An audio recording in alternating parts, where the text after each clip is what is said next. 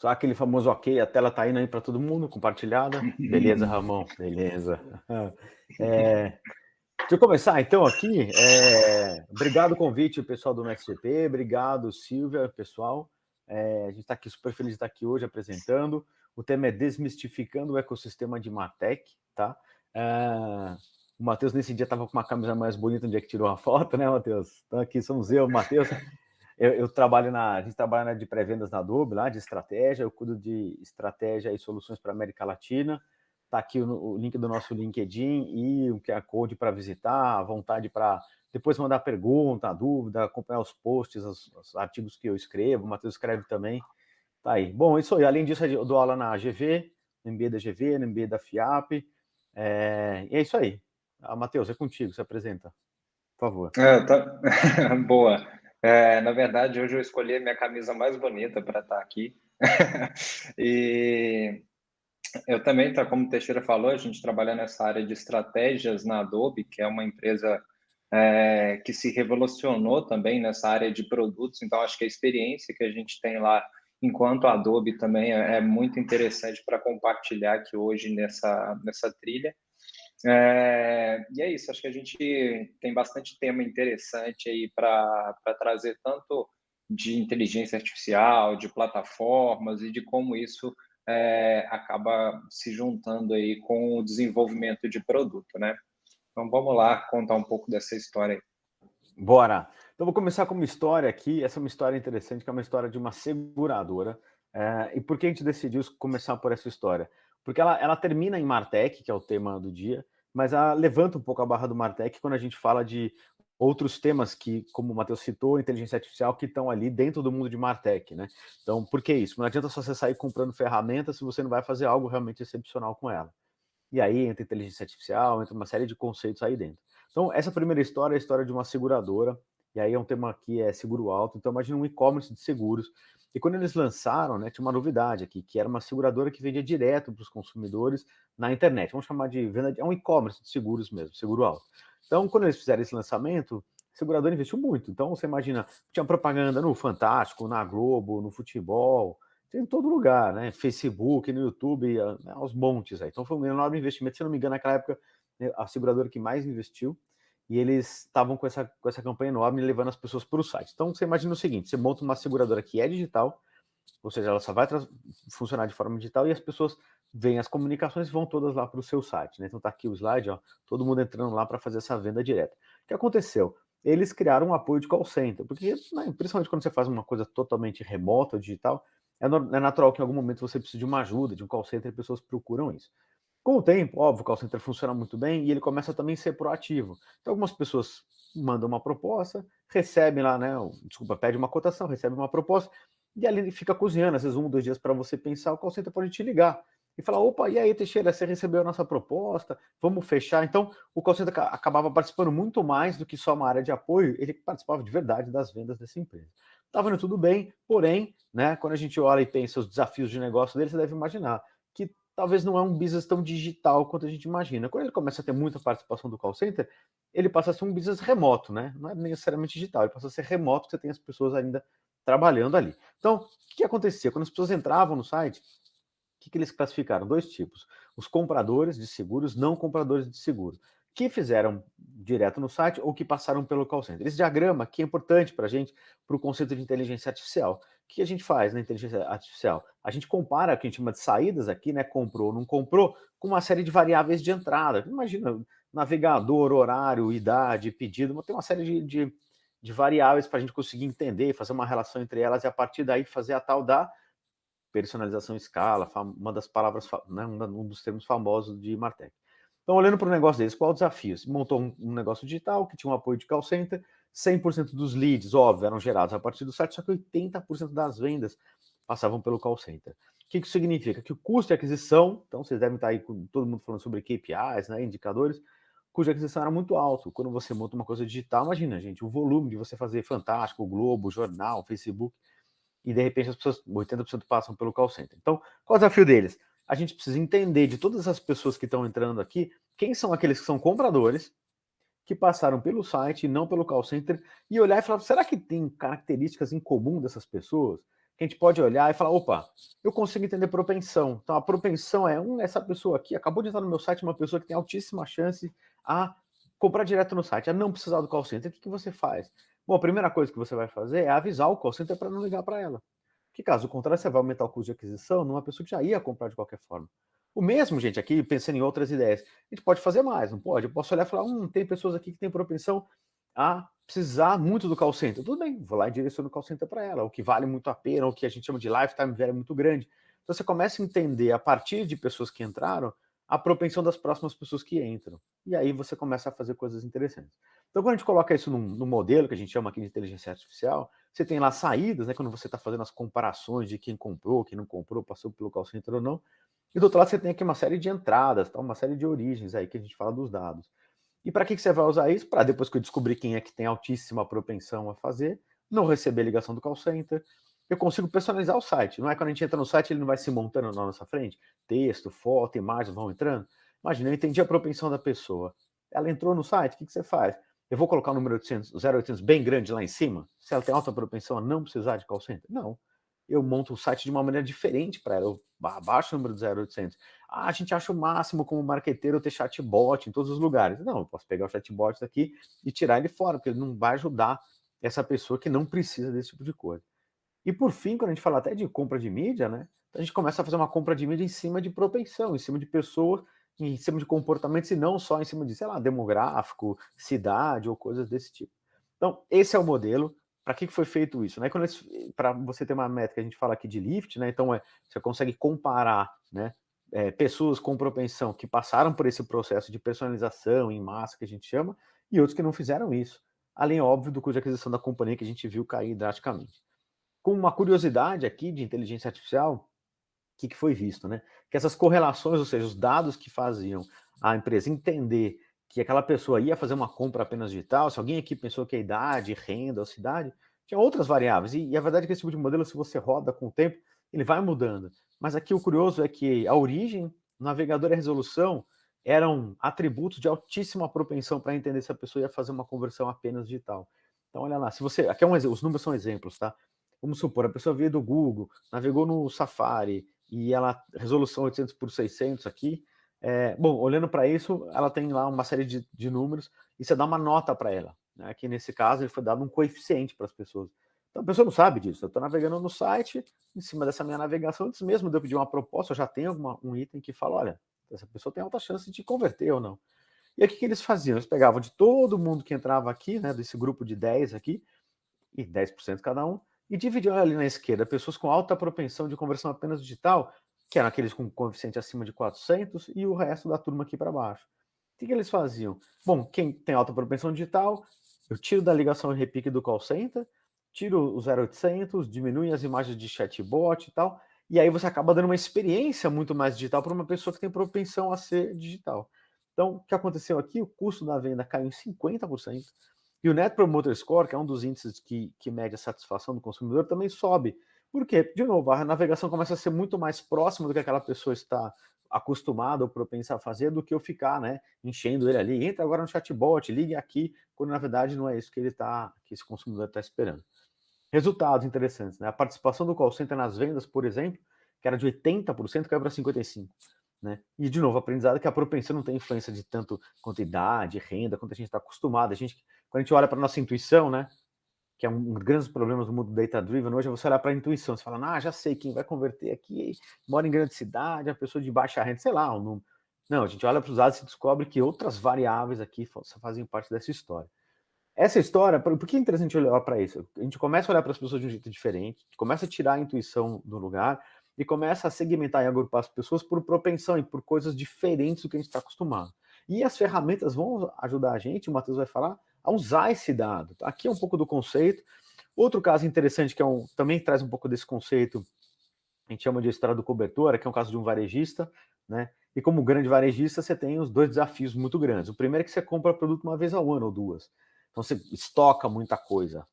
E aí você tem que estocar muito para pagar barato, né? Só que qual que é o problema? É que você vende todos os dias. Então aí no dia a dia fica difícil, né? E aí uma frase que eu gosto do CEO da empresa, que ele falava que a venda muitas vezes era consequência de uma compra ruim.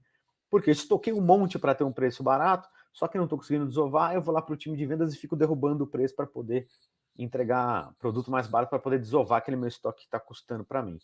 E por que eu estou trazendo essa história? Aqui, de novo, a gente entra aqui no modelo, né, que a gente chama precificação dinâmica, eles falam, olha, o preço não vai ser, de novo, mais baseado na nossa intuição, tá caro, tá barato, concorrente, aquilo, mas a gente vai começar de novo, nesse caso eles começaram até com um caso que era de cobertor, compara todas essas pessoas que compraram, não compraram, com uma pancada de dados de entrada, gente. Tem nota fiscal, quem comprou, chuva, sensação térmica, tem uma pancada de coisa aí. Para no meio do caminho montar um algoritmo aqui de propensão que vai ajudar a depois fazer uma série de modificações da comunicação com o consumidor.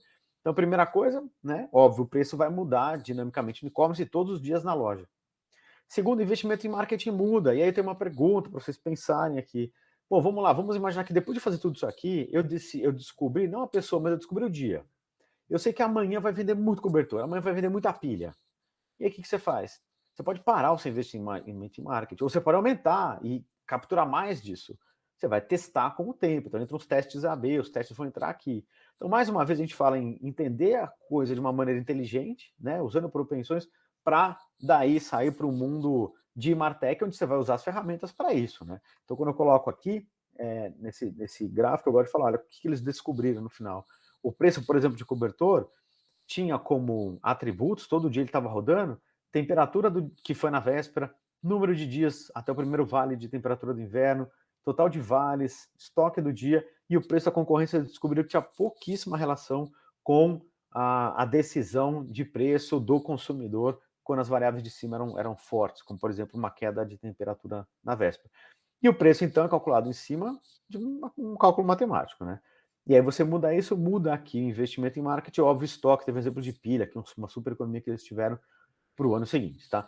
E como eu sei que vocês falam de, o tema é não linear, tem muita gente falando de equipes ágeis e tudo mais, aqui é uma coisa interessante dessa empresa, é que chega um momento que eles fizeram para vários produtos, hoje eles têm uma operação muito grande disso, e essa operação nasceu de uma provocação do CEO da empresa, quando ele colocou lá um estatístico, um programador e 2 caras da equipe comercial, para ficar rodando os modelos e ir atrás desse tipo de coisa, né? Que são grandes desafios das empresas. Onde eu começo isso? Que time vai cuidar disso? Que ferramenta eu faço? Então, times ágeis são aqui, eu diria, uma coisa muito inteligente, muito bem pensada, desde que reportando para um CEO e com autonomia. Né?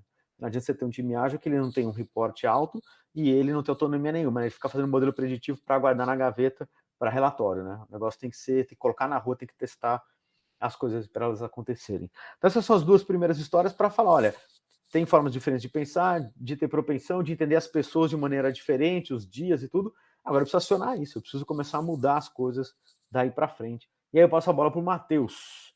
Matheus, eu vou colocar aqui no slide, ó, vamos ver. E vou passando conforme você vai me pedindo aí. Beleza. Bom, pessoal, acho que depois de ouvir essas 2 histórias bem inspiradoras, né? Uma bem mais tecnológica do ponto de vista de e-commerce, né?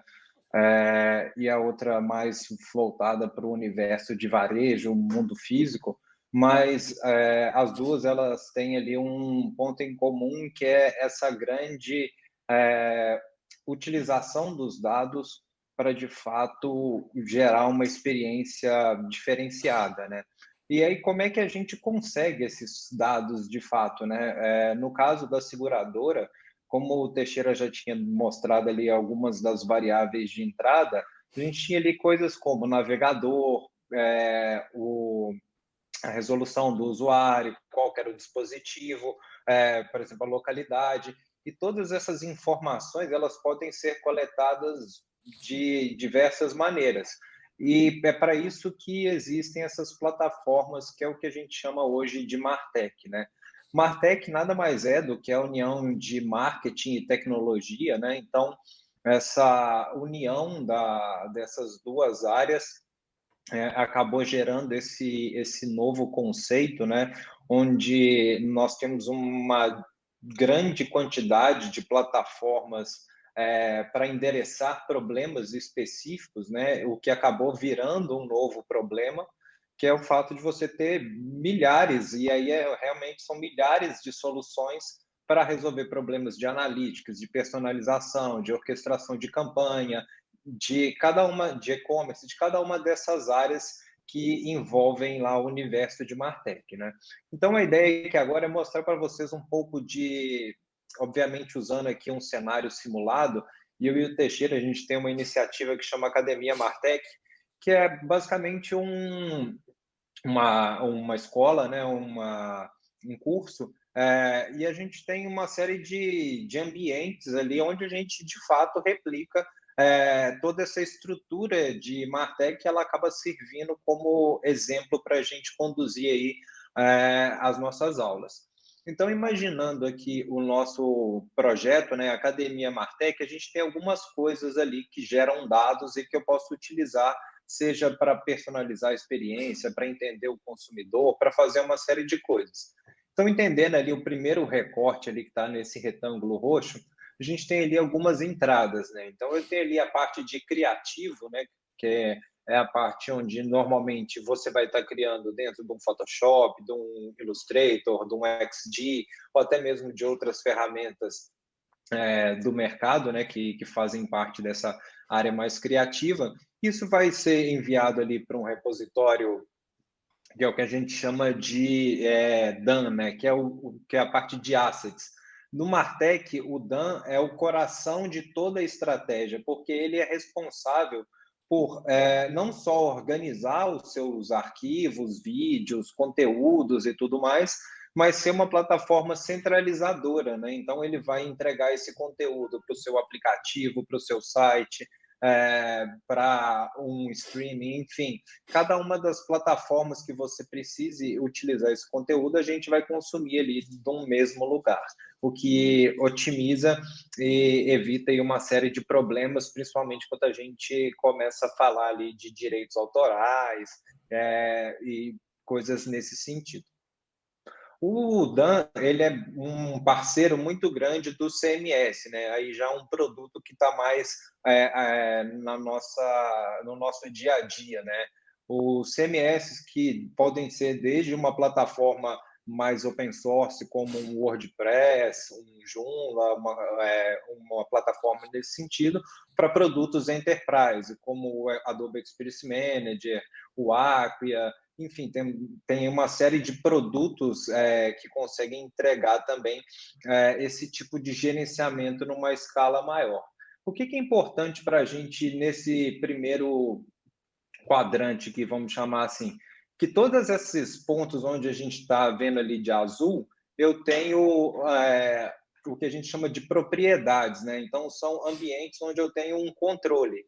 E o que são ali os retângulos laranjas são plataformas, né, que de fato vão estar suportando a nossa estratégia, seja ali o e-commerce com um Magento, com uma loja pronta, enfim, a própria plataforma da Hotmart, que é uma outra opção para eu entregar conteúdo, enfim, ali tem uma série de exemplos de como a gente consegue engajar esse usuário num primeiro nível. Aqui, por enquanto, eu estou só gerenciando essa experiência. Aí eu preciso passar para esse segundo nível, que é como eu coleto os dados e entendo como esse usuário está interagindo com todas essas plataformas que estão no meu domínio. Pode passar aí para o próximo slide. Então, aqui logo na sequência, né, a gente já consegue visualizar ali conectado ao site que está representado por a plataforma de Analytics, e ela utiliza essa tecnologia aí quando a gente está falando de site, por exemplo, que é o First Party Cookie, né, que é uma maneira com que esses dados são armazenados. Isso a gente tem ouvido aí muito do fim dos cookies na internet e tudo mais.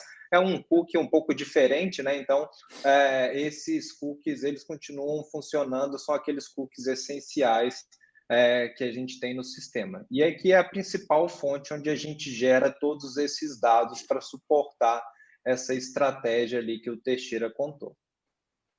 Pode seguir aí. Aqui tem um exemplo de como a tecnologia de analíticos ela pode ser avançada, né? Nesse caso foi uma POC que a gente fez com o time do Telecine, justamente usando o Analytics para extrair ali das imagens em tempo real qual que é a representatividade de determinados itens e coisas dentro de um vídeo, né? Então ele vai extraindo essas keywords que representa o que tinha de conteúdo ali dentro do vídeo, e a gente consegue depois utilizar isso ali para entender a quantidade de vezes que um conteúdo acontece, a quantidade de ações, enfim, dá para utilizar bastante coisa, porque isso é tudo também consumível via API, né? Então, são produtos que se integram ao desenvolvimento de novas soluções. Como utilização dos dados, né, a gente tem ali o Analytics como uma camada muito estruturante, né, assim como CDP, DMP e outras plataformas. Mas é nos testes AB e nas camadas de personalização que, de fato, a gente consegue ver o que a gente chama dentro da área de produtos, muitas vezes, do growth, né? É onde a gente pega os dados que a gente tem coletado, como o usuário tem interagido com os nossos produtos e testa novas features, avalia se faz sentido um novo modelo, né? Todos esses modelos que a gente referenciou aqui hoje foram testados através desses métodos, né? Primeiro um teste AB para tirar o público, fingir que não existe um call center, né, vamos dizer assim, e depois a personalização para, de fato, entregar isso em escala, né? E aí, o que isso representa quando a gente está falando ali de uma sequência, né? Eu tenho ali uma jornada do usuário que vai desde ver um produto, fazer o login, checkout, pagamento, confirmação, são diversas telas que ele interage, mas dentro dessas telas faz sentido eu tratar ele de maneiras diferentes, uma vez que eu consigo identificá-lo, né? Então, se eu tenho um cadastro, se eu não tenho, se ele fez login por plataformas sociais, né? Tudo isso vai me dando insumos para construir esse perfil unificado e cada vez mais entregar ali formas melhores de interagir com o produto e também que vão trazer mais rentabilidade ou qualquer outro que seja o KPI, né? Acho que essa é a grande questão. Eu não tenho uma forma certa de fazer. Posso fazer campanhas que vão visar aumento de visita, outras que vão visar o aumento da rentabilidade, por aí vai. Pode seguir. Tudo bem. Bom, como dados, né, acho que só para organizar um pouco desse pensamento, né, a gente tem todo esse ecossistema e quando a gente pretende utilizar isso fora dos domínios, né, que são as nossas propriedades, seja o nosso site, o aplicativo e tudo mais, a gente precisa de plataformas como a DMP, que se comunica com esse universo de marketing ainda tradicional, de third-party cookie e ad server, né? E tem a CDP, que é a nova tecnologia, né? Que, de fato, ela entrega a conexão através dos dados primários e das identidades. Então, um CPF, um e-mail, um telefone, um ID próprio, todas essas informações fazem com que a gente consiga se conectar a cada um desses players, que podem ser desde um e-mail, uma automação de marketing, ou até mesmo Facebook, Google, Out of Home. Então, todas essas plataformas elas vão ser como conexões para a gente entregar esses dados, que foi o caso, por exemplo, da seguradora, onde parte da estratégia estava em entender uma troca de dados, por exemplo, com um varejista de carros, quem estava anunciando o carro usado lá e estava cotando o seguro simultaneamente, para evitar pessoas que fossem cancelar no curto prazo, né? Porque muitas vezes a pessoa fazia o seguro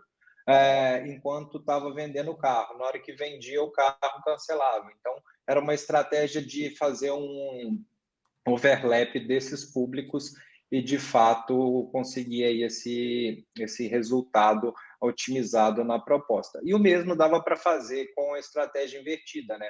O varejista de carros conseguia identificar quem eram as pessoas que estavam cotando um seguro, mas ainda não tinham um carro, ou estavam buscando um seguro para um determinado carro, e quando elas estavam no portal do varejista, ver ofertas direcionadas para aqueles carros que elas estavam buscando.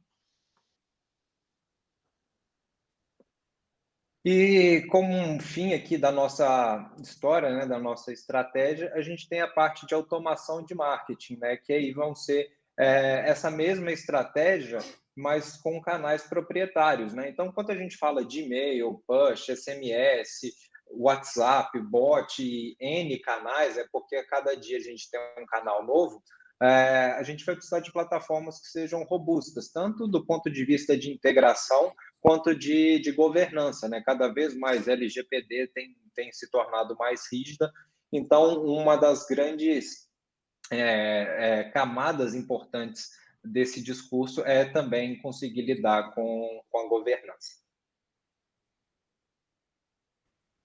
E aqui só um exemplo, né, de régua, né, de orquestração, né, dessas multicanais, onde a gente tem, de fato, ali coisas muito que vão muito além de simplesmente enviar um e-mail ou enviar um push, né? A gente consegue enviar mensagem, segmentar a base, verificar o que aconteceu, aguardar algum tempo, enviar e-mails e comunicações recorrentes. Então, todo essa entrega, né, ela vai passar ali por um entendimento muito amplo desse perfil que a gente veio construindo desde lá de trás, com as interações nos sites, aplicativos e por aí vai. E aí, como eu tinha comentado, né, a parte de ativação, quando ela acontece tanto na internet, no que a gente chama de internet aberta, né, que aí vão ser essas novas conexões aí que têm sido possibilitadas com os novos players, mas também com os wallet gardeners, né, que aí são Facebook, Google e plataformas associadas, né, onde você precisa de fato de ativar através deles, né, as identidades deles e por aí vai, né, todo esse cenário ele fica acoplado a essas ferramentas que fazem essa distribuição. Bom, pessoal, acho que foi isso, né? A ideia era contar um pouco de fazer esse universo, né, de união, né, principalmente entre um cenário que é extremamente inspirador, né? Quando a gente vê lá na prática, putz, eu entrei num site de seguros, comecei a cotar, ele me direcionou para uma experiência melhor, customizou, tudo aquilo parece uma mágica, mas começa com coisas extremamente simples, do tipo, preciso conseguir, no mínimo, segmentar e coletar esses dados de uma forma agnóstica, né?